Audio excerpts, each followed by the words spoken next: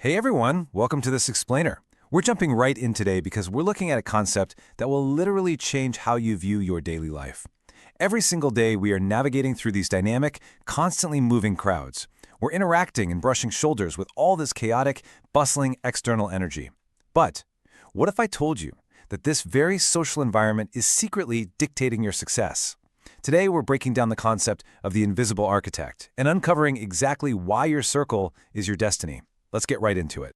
So, are your decisions 100% your own? I mean, really think about that for a second. We all love to believe we're the sole captains of our own ship, right?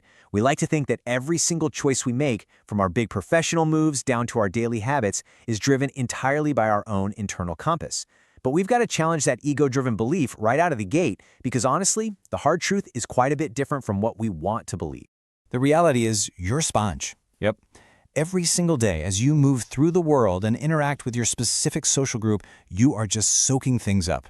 You're not just exchanging pleasantries, you're silently absorbing the habits, the vocabulary, and the actual kinetic energy of the people you spend the most time with.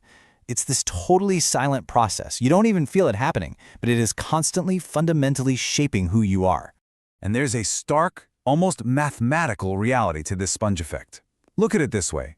If you hang out with 4 millionaires, you're going to be the 5th. But flip that around. If you hang out with 4 complainers, well, you'll be the 5th complainer. Your trajectory is shaped entirely by the top 4 or 5 people you spend your time with. It's an invisible force, sure, but the results? They are incredibly predictable and absolutely undeniable. Okay, moving on to Section 1, the standard ceiling. This is all about how your environment actually sets your limits. Standards are greater than goals. We spend so much time obsessing over our goals, meticulously plotting out these grand visions for our future. But here's the kicker. Your goals don't actually determine your future. Your standards do. And where do those standards come from? They come directly from your environment. Your environment acts as this invisible, heavy ceiling on your absolute potential. Which brings us to this fascinating and honestly slightly terrifying concept called social leveling. By definition, social leveling is the process of eventually settling down to the average effort, ethics, and growth of everyone around you. Imagine people just walking in this monotonous, synchronized loop. That is social leveling in action. If everyone around you is perfectly okay with just being average, well, you're inevitably going to settle right there too. You will unconsciously match whatever baseline of success is set by your group. So this brings up a critical question I want you to reflect on right now. Is your circle raising your ceiling or are they lowering it? Think about it. If you surround yourself with people who naturally have a higher baseline for success, you don't even have to force yourself to work harder. You just do it naturally, simply because that's the culture of your circle. Their standards literally force you to elevate. But if their baseline's low, man, they are slowly, quietly settling you right into mediocrity. Let's jump into Section 2, radiators versus drains. We're looking at emotional friction versus fuel. Pretty much every social circle has these two polarizing types of people. First up, we've got the radiators. Radiators use this forward propelling language. They're always speaking in terms of how and when, super action-oriented. Then on the flip side, we have the drains. Drains speak the language of pure stagnation. They're always responding with why or maybe. Just hearing those words side by side, you can immediately feel the difference in the energy, right?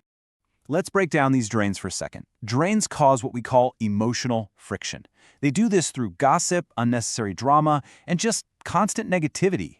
And here's why this matters so much to you. When you're pursuing something incredibly difficult, like say, grinding for a new professional qualification or launching a startup, you simply cannot afford this emotional friction. You just can't. It completely steals your focus and actively siphons your energy away from the deep work you need to be doing. Conversely, look at what radiators do. Radiators provide fuel. Instead of dragging you down into the mud, they're actively helping you push forward.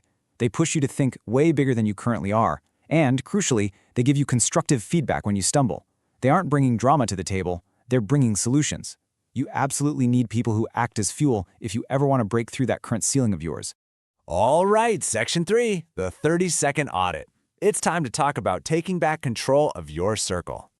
Okay, here's your homework. It's super simple but incredibly powerful. Step 1, I literally want you to pull out your phone and check your last 5 calls or texts. Step 2, ask yourself, honestly, do these specific people reflect the version of yourself you want to be in 5 years? And step 3, be the gatekeeper of your time. Now, just to be totally clear, This doesn't mean you have to suddenly go and ghost everyone in your life who isn't some massive high achiever. Not at all. It just means you've got to ruthlessly protect your time and be wildly intentional about who gets the majority of it. Section 4, Proximity to Excellence, or how to go about finding the right room. And you know, this is the really beautiful part. Changing your trajectory doesn't require this forced, agonizing effort. You literally just need to get yourself in the room with excellence. Once you find those people, you just observe them, watch their character, take notes on their daily discipline, observe their resilience when things inevitably go wrong. Because remember, you're a sponge. Just being in that room and absorbing those high-level traits will naturally start to elevate your own standards without you even realizing it.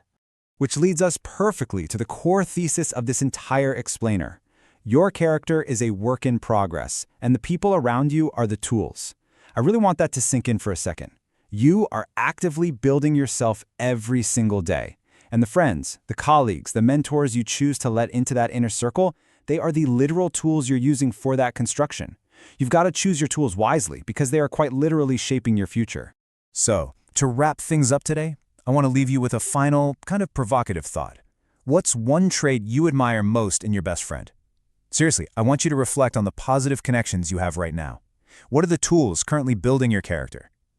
If this explainer resonated with you and maybe gave you a fresh perspective on professional discipline and growth, drop your answer to that question down in the comments. I'd love to read them. Thank you so much for joining me to explore the invisible architect of our lives. I'll catch you in the next one.